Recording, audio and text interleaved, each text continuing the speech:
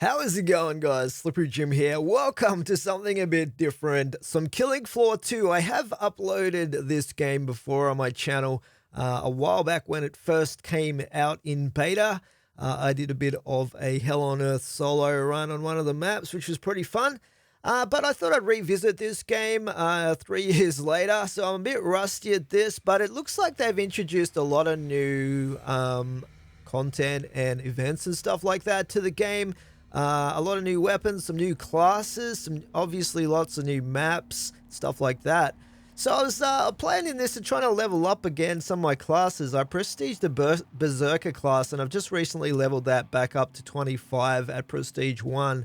So I thought I would actually look at the current event that's going on. It's only on for another 3 days, I believe, but this is called the Dystopian Devastation event.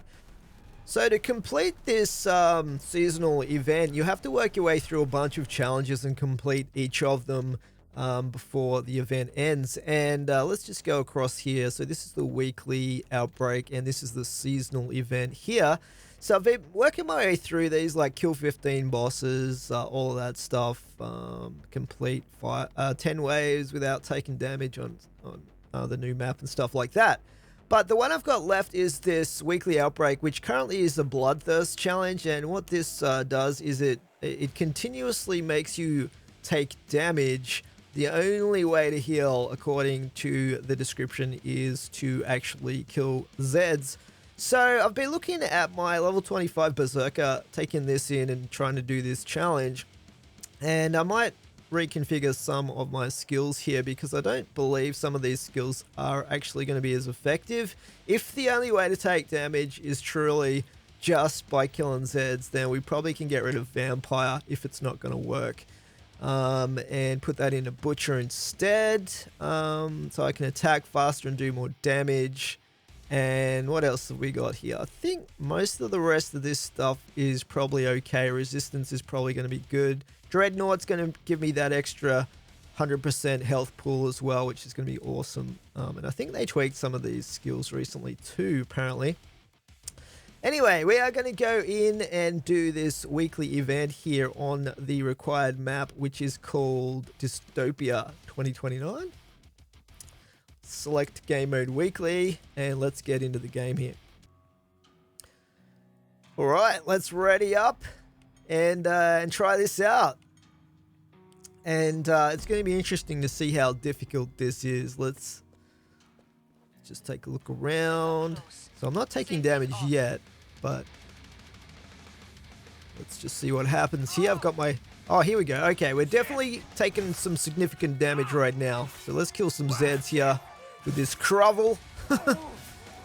And yeah, so essentially, if you haven't played Killing Floor 2 before, you start off with your basic starter weapons. You usually have a knife of some sort based on your class. You have the pistol usually, and you have a tier 1 weapon for your class as well. So in this case, we've got the Crovel here, and we also have a pistol, and we have a lawnmower blade knife type weapon. Okay, so far so good. I might just EMP that bloat there so he doesn't explode. Although we have a fair bit. In fact, we almost have max health right now, so it should be okay here. But yeah, Killing Floor 2 is actually a lot of fun. I'd forgotten how much fun this game is, and just the gore engine in this game is definitely one of the best ones out there in any game at the moment. It's pretty crazy. Hopefully YouTube doesn't crack down on me for all the gore, stuff like that.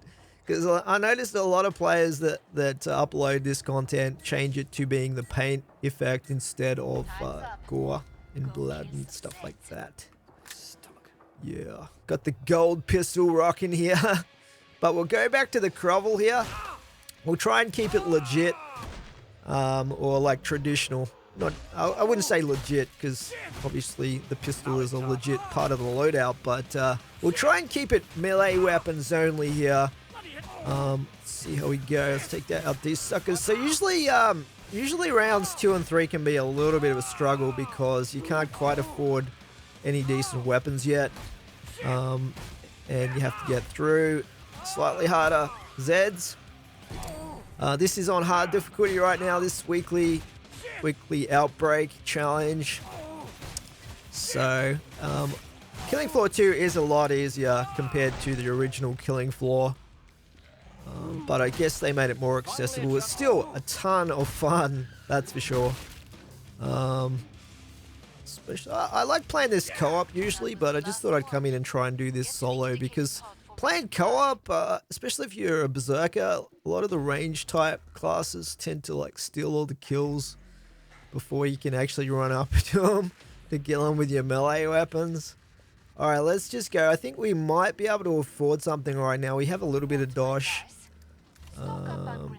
We might go with the Hemo Clobber. That's actually one of the new weapons that's come out very recently, and it's almost like a medic, a cross between a medic weapon and a Berserker weapon.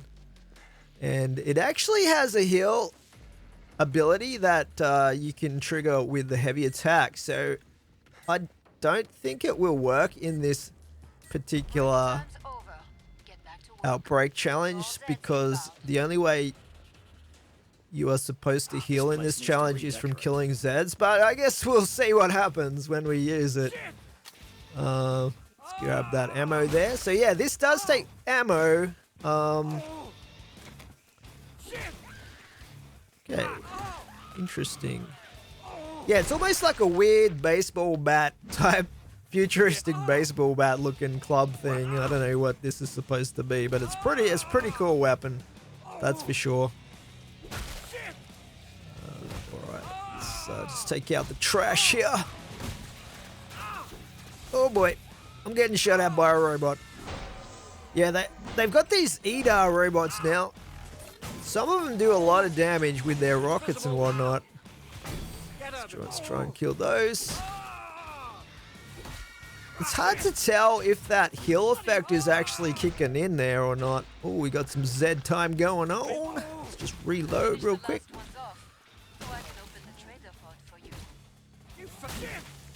Yeah, it looks like it almost looks like it is actually working, which is pretty crazy if it is, because I don't think it's supposed to heal you in this challenge. Let's just finish off these last two guys. Headshot!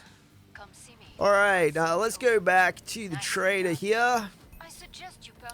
We don't really need too much. I might just fill that and we're good to go. Let's keep getting through the waves here. So we have 7 waves here in this challenge.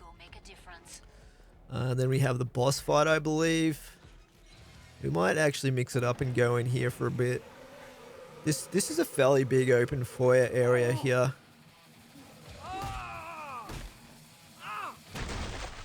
Oh yeah. Take out her. Goodbye, Siren.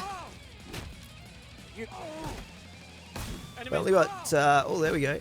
Yeah, that definitely felt like it healed me. Usually it heals for about 50 health, which is a heal over time kind of effect. Run out of ammo though, so that's okay. We can just bash things. Bash things with the raw power of the Hemo Clobber. There's another new weapon as well that's pretty awesome, which charges up like, I don't even know how to describe the special attack that it does, but you basically reload with it when it's fully charged up with energy, and then it just does massive damage to everything around it. I can't even remember what that weapon's called, but it kind of looks like a lightsaber type thing, like a baton. I don't know. It's pretty cool though. It's the final tier of quality, so it's one of the most expensive Berserker weapons. Let's head on over to the trader anyway, and we might stick with the Hemo Clobber a little bit longer, because this thing is actually a pretty awesome weapon. In fact, I think you can upgrade weapons now as well, which is new since I played this last. Let's just fill our combat armor and that and that and cool. Yeah, we don't have quite enough dosh to upgrade the Hemo Clobber, But we might work towards that next, since we're not really spending our dosh on too much right now. That's one of the beauties of the Berserker class. You don't need to buy... You usually don't need to buy tons of ammo or anything like that. Okay, let's head on over to the little mini objective thing. Taking some damage here. I need to kill some zeds, man. Here we go. Get that health back. Nice. Gotta love that zed time. It's pretty awesome. Especially when you can move at normal speed yourself. Chuck that out so the bloat doesn't vomit on me. Take out the robot here. The other thing that they've introduced as well since I played this last is a couple new bosses. And they're actually pretty awesome bosses. There's like 3 new bosses since I played last. And they've got pretty cool designs. Probably the one that's a little bit on the generic lazy side is it's a giant flesh pound. It's probably the only boss that doesn't actually have any dialogue. It's like one of these guys, but bigger. It only has 1 extra attack, which is like a laser from its chest. But the other new bosses are really cool, and they have some interesting mechanics. Okay, just finish off the last couple of zeds here. Take this guy out if we can. There we go. Nice. Okay, we got some extra dosh from that objective, so let's head on over to the trader and see if we can't upgrade ourselves to the next level of Hemoclobber. I think it's only a small damage buff when you upgrade these, but we'll upgrade that then. We'll just top up the armor a little bit there. And we're good to go. We've only got 2 waves left here in this weekly Outbreak challenge. And we've got another objective over here. This might fund our way to a 3rd upgrade on the Hemoclobber. So let's head on over here. So yeah, I think the reason that they put in those weapon upgrades for the low level weapons is so that you could potentially just hang on to one of the low tier weapons and upgrade it to use it into the higher waves. Which is a pretty cool idea, because you know, you get weapons that you like and then they're low tier and you have to swap out for something that does a bit more damage later on. So this gives you the opportunity to just hang on to the weapon and then upgrade it, which is pretty awesome. It's a good idea. Uh-oh. It's almost like fighting in this pub here is pretty cool. It reminds me, oh god, it's getting hectic in here. It's getting hectic. It reminds me of Shaun of the Dead. You know how they were in the pub at the end of that movie? With the zombies coming in. Except we got zeds here. Let's take out the bloat. Oh god, flesh pound. Try and take this guy out with some headshots. Oh boy. Okay, a couple more of these guys. There we go. And the pub is just about clear of the unwanted patrons. Except for this guy. There we go. Good old Scrake. Let's head back over to the trader. And it might even be time to try a new weapon out here. So let's have a look at what we've got. What I like to use is the Pulverizer. Where is it? Here. And we should be able to upgrade this a couple of times here as well with the dosh that we've got up our sleeves. So it does take ammo. And I find this thing is really awesome for doing massive damage to bosses and the big heavy enemies like the flesh pounds and stuff like that. It's a really awesome weapon for that. So let's do it, man. Keep the area secure. This is the final wave before we get the boss fight. And I don't think we'll have too many troubles completing this weekly Outbreak. It's been okay so far. I mean, it helps having a maxed out Berserker class to work with, I guess. The one thing with this weapon, it doesn't have any heal. It doesn't have the same heal effect, obviously, as the Hemoclobber. If even that was working in this Outbreak, it's kind of hard to tell because you do get health back from just killing zombies or zeds. Take her out. Alright, let's try and get those headshots going. Okay. Uh-oh. You're dead. Okay, it's getting pretty crowded in here. And there's a little alleyway here. Oh boy. The worst thing about that bloat bile is that it obscures your whole screen. It's a pretty crazy effect that it gives when it spews all over your face like that. Let's take her out. Nice. We might have we got another flesh pound? I think there's another flesh pound or two back there. Take these guys out. Let's just reload this. Uh-oh. Oh no, 2 enraged flesh pounds. Let's just okay. There we go, dealt with. And that's how powerful this weapon is on flesh pounds. It's pretty crazy actually. It's essentially a sledgehammer with a shotgun charge embedded in the head, which goes off when you slam it with the heavy attack. It's a pretty cool weapon, this one. Anyway, that's all 7 waves done of this weekly Outbreak challenge, so we should just have the final boss to deal with now. This is going to be interesting because if I'm still taking damage through this, it could be a problem because I have to kill the boss quickly. We're almost out of time. Let's make sure we got plenty of ammo for the Pulverizer. Okay. So I guess we'll just go center of the map here in the road. Just wait for it to come to us. Port's closed. Go make Here we go. We're doing it, man. Chuck some dosh out. We don't need that anymore. Oh, we've got the Abomination. This is one of those new bosses I was talking about. This is a pretty crazy one, actually. I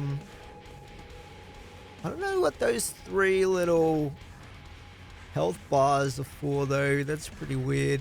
It might have some henchmen or something like that. Let's... Oh, boy. Okay, I'm just going to try to do damage to its head here and try and out-damage this thing. Keep it staggered if we can. I need to reload real quick. There we go. Got to try and hit that head. It's got some massive axe-type weapons that it chops you with, and it's also got a suck type attack where it draws you in. But, oh, and it does a charge by the looks of it as well. It's pretty crazy. Oh, it's got little wobbly blob things that it spawns by the looks of it. It's like a giant bloat, basically. That's what it is. There we go! Well, it took a few bashes, but we got there in the end. So that is the Abomination killed. Let's have a celebration here. Pajama party. All right. Well, that's it for the entire dystopian devastation event. I guess we've completed it, which is pretty awesome. So I guess I get a few rewards out of that. I noticed there was a couple of tickets that you get. I'm not sure exactly what they are for. I think they might be some sort of loot crate thing. But we also got some backpack accessories. I don't actually have any backpack accessories right now, so that's that's pretty cool, I guess, to add those to the collection. I think we even got one for doing the weekly Outbreak. Plus we got one for completing the dystopian devastation event. Yeah, we got this one here